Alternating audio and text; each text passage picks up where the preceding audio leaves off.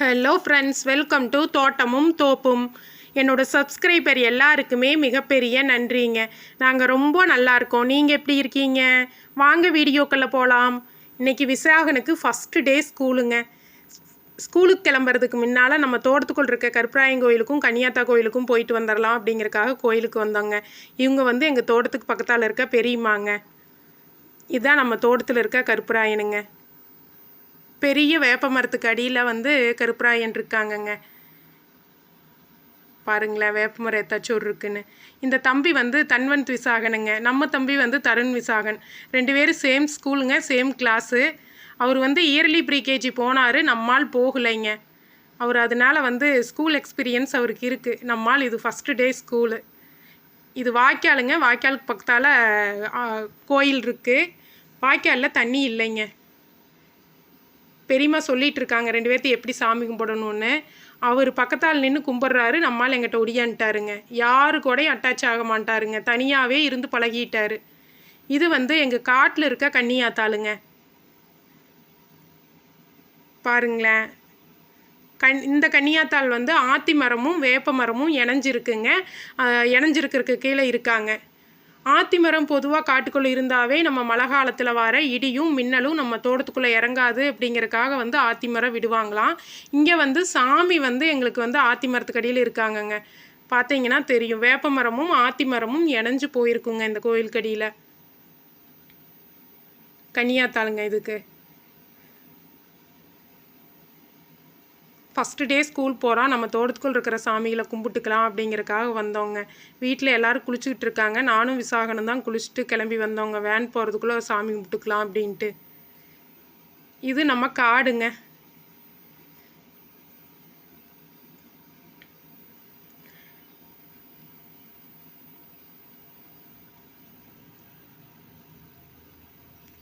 அடுத்து பக்கத்தில் இருக்கிற அம்மன் கோயிலுக்கு போனவங்க. நம்ம தோட்டத்துக்கு பக்கத்துலேயே இருக்காங்க. இது கிராம தேவதைங்க இந்த அம்மன்.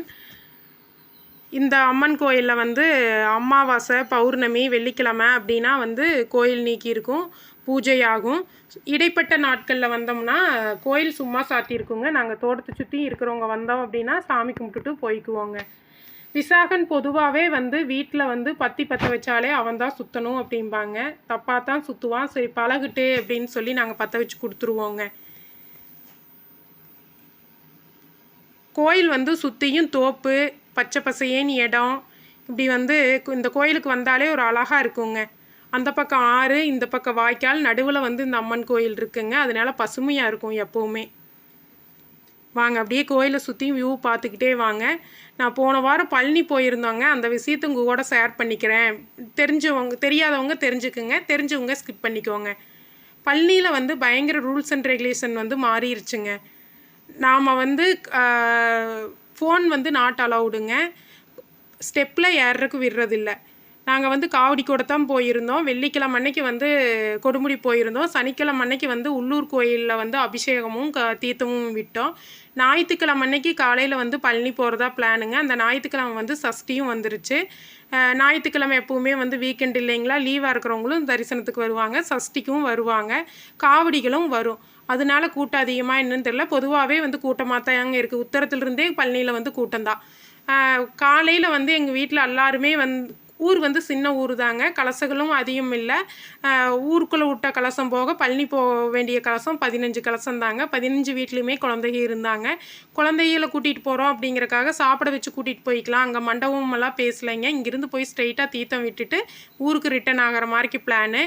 சரி நம்ம சாப்பிட வச்சு கூட்டிகிட்டு போய்க்கலாம் அப்படின்ட்டு சாப்பிட்டு இங்கே கிளம்பும்போதே 8 மணி ஆயிடுச்சுங்க. 8 to 9 மணிக்கு நாங்கள் பழனி ரீச் பண்ணிட்டோம். அங்கே 9 மணிக்கு போனால் ஸ்டெப்பில் அலவுட் இல்லைங்க. யானைப்படியில் தான் போய்க்கணும். யானைப்படியில் நம்ம ஸ்டெப்பில் போய் தானே யானைப்பாதையில் மாறுவோம். அப்படி இல்லைங்க, புதுசாக பாதை அமைச்சு போய் யானைப்படியில் ஜாயிண்ட் ஆகிற மாதிரிக்கு விட்டுருக்காங்க. அங்கே போனதுக்கப்புறம் தான் அனௌன்ஸ் பண்ணுறாங்க, செல் நாட் அலவுடு, நாங்கள் பிடிச்சோம் அப்படின்னா உண்டியில் போட்டுருவோம் அப்படின்னு. சேஃப்டி லாக்கர்னு அவங்க எதுவும் நம்மளுக்கு கொடுக்கறதில்ல. நாமளாக கார்லேயோ இல்லைனா எங்கேயோ நாம தான் பாதுகாத்து வச்சுட்டு போய்க்கணும், மேலே கொண்டு போகக்கூடாதுன்னு சொல்கிறாங்க. எங்களுக்கு தெரியல. அதனால் தெரிஞ்சவங்க காரில் வச்சு லாக் பண்ணிட்டு வந்துட்டாங்க. தெரியாதவங்கலாம் வந்து செல்லை வந்து சுவிட்ச் ஆஃப் பண்ணி ஹேண்ட்பேக்கில் தாங்க போட்டுக்கிட்டோம். மேலே எங்காச்சும் செக் பண்ணாங்களா அப்படின்னா செக் பண்ணவே இல்லைங்க. எங்களை செக் பண்ணல. இன்னும் யாராச்சும் செக் பண்ணாங்களான்னு தெரில. செக் பண்ணல, பிடிக்கவும் இல்லை. செல் ஃபுல்லுமே சேஃப்டியாக வீட்டுக்கும் வந்துருச்சு. மேலே போக போக என்ன ப்ரொசீஜர் அப்படின்னு பார்த்தீங்க அப்படின்னா, ஸ்டெப்லேயே வந்து அடைச்சு தான் விடுறாங்கங்க. ஒரு கேட் போட்டுடுறாங்க. அந்த கேட் போட்டாங்க அப்படின்னா வந்து நம்ம போக முடியறதில்ல. கலசத்தோடு வந்து அங்கே வெயிட் பண்ண வேண்டியதாக இருக்குது. அப்புறம் வந்து நீக்கி விடுறாங்க. நீக்கி விடும்போது என்ன பண்ணுறாங்க அப்படின்னா வந்து ஓட முடிஞ்சவங்க பயங்கர ஸ்பீடாக ஓடுறாங்க. ஓட முடியாதவங்கள தள்ளி விட்டுட்டு ஓடுறாங்க. பெரியவங்க குழந்தைகள்லாம் வந்து பயங்கரமாக சிரமப்படுறாங்கங்க. அடுத்து வந்து என்ன பண்ணுறாங்க அப்படின்னா கொஞ்சம் தூரம் போனதையும் பழையபடி கேட் போட்டுடுறாங்க. ஸ்டெப்லேயே வந்து பட்டி வெட்டியாக அடைச்சி விடுறாங்கங்க. மேலே போனால் கலசம் அவுக்கிறதுக்கு கூட இடம் இல்லைங்க. நாங்கள் அப்படி போய் சேரும்போது நல்லா வெயில் ஆயிடுச்சு, உச்சி காலம். கீழே வச்சா அப்படியே பயங்கர சூடு, காலெல்லாம் கொதிக்குது. கலசம் வச்சு அவுக்கிறக்கும் இடம் இல்லை. அவுத்து உள்ளே போனோம் அப்படின்னா வந்து அங்கே இருக்கிற செக்யூரிட்டிஸ்கிட்ட கேட்டோம். கலசம் வந்து போகிறோம், கலசத்துக்கு கூட வந்தவங்க வந்து டிக்கெட் எடுக்கிறதுக்கு உள்ளே கவுண்ட்ரு இருக்கா அப்படின்னு. கவுண்ட்ரு இருக்குது, நீங்கள் உள்ளே வந்து ஜாயிண்ட் ஆகிக்கங்க அப்படின்னு தான் ஒருத்தர் சொன்னாங்க. சரின்ட்டு நின்னோம். நின்னதுக்கப்புறம் வேறு ஒரு செக்யூரிட்டி வந்து என்னாரு, நீங்கள் பாட்டில் இத்தனை பேர் நிற்கிறீங்க, இது கலசம் போகிற வழி மட்டும்தான், கலசத்துக்காரர் மட்டும்தான் போகணும், மீதி இருக்கிறவங்களாம் போகக்கூடாது அப்படின்ட்டாங்க. நீ அங்கே போய் திருப்பி அனுப்பிச்சா இந்த கூட்டத்தில் வெளிவர முடியாது அப்படின்னு சொல்லிட்டு கலசத்துக்கு ஒரு ஆள் நின்றுக்கிட்டு மீதி இருக்கிறவங்கெல்லாம் டிக்கெட் வாங்கி போனாங்க. 100 டிக்கெட் வாங்கி போனோம். 100 டிக்கெட் பார்த்தீங்கன்னா ஸ்டெப்பு என்ட்ரு ஆகிறோம் இல்லைங்களா, அந்த என்ட்ரு ஆகிற இடத்துல போய் முடிஞ்சுதுங்க. அந்த லைன் எங்கே முடியுது அப்படின்னு கண்டுபிடிக்கிறக்கே 1 மணி நேரம் ஆயிடுச்சு. அங்கே போய் நின்று நாங்கள் லைனில் நிற்கும்போது 1 மணிங்க, சாமி கும்பிட்டுட்டு வெளியே வரும்போது மணி 5:15. திருப்பதியில் எப்படி பட்டி வெட்டியாக அடித்து விடுவாங்க, 100 டிக்கெட்டுக்கே அப்படி அடைச்சி தான் விடுறாங்க. அப்படி அடைச்சி விட்டாங்கனாலும் வந்து உள்ளே போய் சாமி கும்பிட்டுட்டு வரக்கு பயங்கர லேட் ஆகுதுங்க. உள்ளே போய் ஒரு பாத்ரூம் வேணும், ஒரு தண்ணி வேணும் அப்படின்னால எந்த ஸ்பெசிலிட்டிஸும் இல்லை. நாம் தான் அரேஞ்ச் பண்ணிக்கணும். குழந்தைகளை கூட்டிகிட்டு போகிறவங்கன்னா வந்து பிளான் பண்ணி போங்க. பழனி வந்து முதல்ல பழனி மாதிரிக்கு இல்லை. அறநிலைத்துறையெல்லாம் என்ன பண்ணிகிட்ருக்காங்கன்னே தெரியலைங்க. வேண்டா வெறுப்பாக நம்ம சாமி கும்பிட்டுட்டு வர்ற மாதிரிக்கு இருக்குது. பார்த்து பிளான் பண்ணி போய்க்கோங்க. இது வந்து நம்ம விநாயகர் கோயில் வந்தாச்சுங்க. சாமி கும்பிட்டுட்டு விசாகனை தோப்புக்கரணம் போட சொன்னேன். விசாகன் தோப்புக்கரணம் போட்டுட்டான். தலையில் கொட்டு தங்கம் அப்படின்னு சொன்னேங்க. எப்படி கொட்டிக்கிறாருன்னு பாருங்களேன். வெக்கம் வந்துருச்சுங்க. அது சொன்னதே வெக்கம் வந்துருச்சு. இவர் எப்படி எப்படின்னாங்க பயங்கர சைலண்ட் டைப்புங்க. எனக்கு இன்றைக்கி ஸ்கூல் அனுப்பிச்சி விட்றக்கே பயங்கர பயங்க. எங்கேயுமே யாரு கூடவும் அட்டாச் ஆகிறது இல்லைங்க. எங்கள் வீட்டில் இருக்கிறவங்க கூட மட்டும்தான் பேசுவான், எங்கள் வீட்டில் மட்டும்தான் விளையாடுவான். யார் வீட்டுக்கும் போகவும் மாட்டாங்க, யாரு கூட அட்டாச்சும் ஆக மாட்டான்.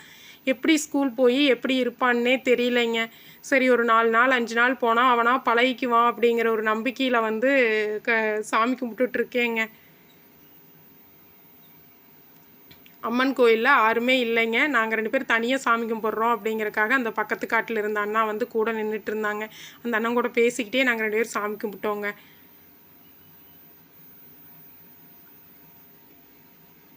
அம்மனுங்க. இந்த அம்மன் கோயிலுக்குள்ளே உள்ளே என்ட்ரு ஆகும்போதே பயங்கர பயம் கலந்த பாசத்தோடு என்ட்ரு ஆகிற மாதிரி இருக்குங்க. பயங்கர சக்தி வாய்ந்த அம்மனுங்க. எனக்கு இந்த கோயிலுக்கு வரக்க ரொம்ப பிடிக்கும். சாமி கும்பிட்டுட்டோங்க. நாங்கள் 2 பேரும் மட்டும்தான் கும்பிட்டோம் அப்படிங்காட்டி அந்த அண்ணனை கேட்டோம். சாத்திடலாமாங்கன்னாங்காட்டி ஆமாங்கண்ணே நாய் உள்ளே வந்துடும் சாத்திருங்க அப்படின்னாங்க. சரின்னு சொல்லிவிட்டு சாத்திட்டு அப்படியே நாங்கள் 2 பேரும் கிளம்பிக்கலாம். வீட்டுக்கு போய் லஞ்செல்லாம் பேக் பண்ணணுங்க. இன்னும் விசாகனுக்கு சாப்பாடு ஊட்டல. குளிச்சுட்டு 2 பேரும் கிளம்பி வந்துட்டோங்க. சாமி கும்பிட்டு போய் சாப்பிட்டுக்கலாம், சாப்பாடு ஊட்டிக்கலாம் அப்படின்ட்டு அப்படியே வந்தாச்சுங்க. சரி கிளம்பி வீட்டுக்கு போகலாங்க. பத்தியும் சூடமும் கொண்டு போயிருந்தாங்க. பைய எதுவும் கொண்டு போகல, வண்டி பொட்டியில் தான் போட்டிருந்தேன். அதனால் வண்டி பொட்டியில் தான் போடணுன்ட்டாங்க. கையில் பிடிச்சிக்கோ அப்படின்னா பிடிக்க மாட்டானா. சரி வண்டி பொட்டியிலேயே போட்டு கிளம்பியாச்சுங்க. அவனுக்கு ஸ்நாக்ஸுன்னு பார்த்தீங்கன்னா ஆப்பிள் கட் பண்ணி வச்சாங்க. ஸ்கூலில் ஸ்நாக்ஸ் கொடுத்துருவாங்க. வேனில் வரும்போது வந்து சாப்பிட்றதுக்காக ஆப்பிளுங்க. சாப்பாடு வந்து விசாகனுக்கு எப்பவுமே வந்து சாப்பாடு, குழம்பு, ரசம், பொரியல் இருந்தால் ஓகேங்க. சப்பாத்தி, பூரி இதுக்கெல்லாம் விரும்ப மாட்டார். சரி ஸ்கூலுக்கு என்ன கொடுத்து விட்றதுன்னு தெரில, எப்படி சாப்பிடுவான்னு தெரியல அப்படின்னு சொல்லிட்டு கொஞ்சம் கேரட்டு சாப்பாடும் பூரியும் வச்சு விட்டேங்க. பூரி சாப்பிட்டுக்குவான். பூரியும் மதியம் ரொம்ப வெயில் அதிகமாக இருக்குது அப்படின்னு சொல்லிட்டு தயிர் சாப்பாடும் கொஞ்சம் வச்சு பேக் பண்ணிட்டேங்க. சரி பேக் பண்ணிகிட்டு இருந்தேன். வந்து அந்த லாக் நான் தான் போடுவேங்கம்மா அப்படின்ட்டு போடுறாருங்க.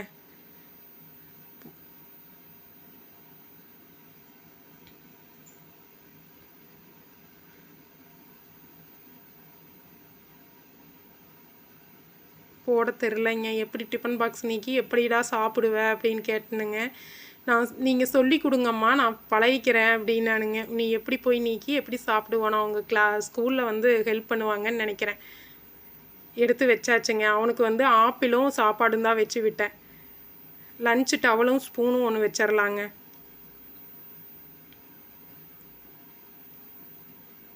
வாட்டர் பாட்டில் பார்த்தீங்க அப்படின்னா அவனால் தூக்கிட்டு போக முடியுமா என்னன்னு தெரில. அதனால சின்ன பாட்டிலாக வச்சேன். அவன் பொருள் எதுவும் அவனுக்கு அடையான்னு தெரியாது இல்லைங்களா, அதனால பிளாஸ்டிக் பாட்டிலே வச்சாச்சு. போயிட்டு வரட்டும், அப்புறம் மாற்றிக்கலாம் அப்படின்ட்டு.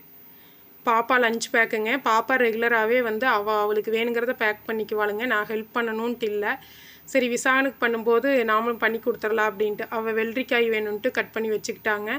பூரியும் தயிர் சாப்பாடும், அவளும் கேரட் சாப்பாடு, அவளும் இதே வச்சுக்கிட்டாளுங்க.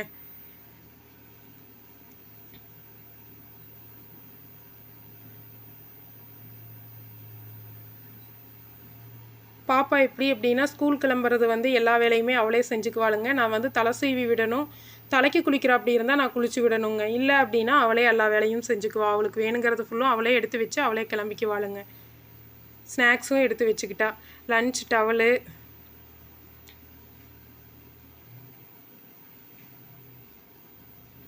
வாழைப்பழம் வந்து வீட்டில் எப்போவுமே இருந்துக்கிட்டே இருக்குங்க. பாப்பு வந்து எனக்கு ஒரு பழம் கற்பூரவள்ளி பழம் வச்சு விடுங்கம்மா அப்படின்னா, விசானுக்கு வச்சங்காட்டி எனக்கு ஸ்நாக்ஸே எதுவும் வேண்டாம் நீங்கள் எடுத்துக்கங்க அப்படின்னு அழுதாங்க. பரவாயில்லைன்னு தெரியாமல் வச்சு விட்டுட்டேன். இது வந்து வேன் ஏறுறதுங்க. நம்ம வீட்டுக்கு முன்னாடியே ஏறிக்கலாம். முன்னாடியே ரோட் இருக்குங்க. இது என் மச்சாண்டார் பொண்ணுங்க 2 பேருங்க. 4 பேரும் தான் ஒன்றா ஏறுவாங்க எப்போவுமே. இன்றைக்கி வந்து ட்ரெடிஷ்னல் டே அப்படிங்கிறதுனால வந்து அவங்க ஸ்கூலில் பட்டு பாவாடைங்க. எல்லாருமே வேனுக்காக வெயிட்டிங்க. தலைவர் வந்து ஜாலியாக விளையாண்டுட்ருக்காரு. நீ ஸ்கூல் போய் என்ன அலப்பறை பண்ணுவாருன்னு தெரியல. வேனும் வந்துருச்சுங்க பாருங்களேன். பயங்கர ஹாப்பியாக போனாருங்க. ஆள் அண்ணாச்சி விட்டா சரி அப்படிங்கிற மாதிரி போனாருங்க. சரி அப்படின்ட்டு வேனை ஏற்றி விட்டுட்டு அந்த ஆன்ட்டிகிட்ட சொல்லித்தாங்க விட்டேன். அக்கா நீங்கள் போங்க, முன்னாடி நாங்கள் ஸ்கூலுக்கு வந்துடுறோம் அப்படின்ட்டு போனோங்க. போயிட்டார். பாயெல்லாம் சொல்லிட்டு போனாருங்க. நல்ல பையனாக சமத்து பையனாக போகிறானே அப்படின்னு நினச்சி நானும் சந்தோஷப்பட்டேங்க. ஸ்கூல் வந்துட்டோங்க. ஃபஸ்ட்டே வந்துட்டோம். இன்னும் வேன் வரல. வேனுக்காக வெயிட்டிங். எங்களுக்கு வந்து லாஸ்ட்டுக்கு முந்தின ஸ்டாப்புங்க. இன்னொரு குழந்தை போய் ஏற்றிட்டு வருவாங்க. நாங்கள் 2 பேரும் வந்துட்டோங்க. இதுதான் அவங்க ஸ்கூலுங்க. சரி வேன் வரட்டும், இறங்கி எப்படி கிளாஸ்க்கு போகிறாங்க அப்படின்னு பார்த்துட்டு எப்படி இருக்கான் அப்படிங்கிறத பொறுத்து நாம் பிளான் பண்ணிக்கலாம் அப்படிங்கிற மாதிரிக்கு வந்தேங்க. வந்து வேன் வந்தது. வேன் வந்து இறங்கினதையும் வந்து பாப்புவே கிளாஸில் கொண்டு போய் விட்டுட்டாளுங்க. பாப்பு கொண்டு போய் கிளாஸில் விட்டதையும் டப்புன்னு பாப்பா கால் எட்டி பிடிச்சிக்கிட்டாங்க. என்னை விட்டுட்டு போவாத அப்படின்னு ஒரே அழுகைங்க. அவங்க கிளாஸ் மேம் பிடிச்சி பிரித்து இவனை உள்ளேயும் பாப்பாவை கிளாஸுக்கும் தாட்டி விட்டுட்டாங்க.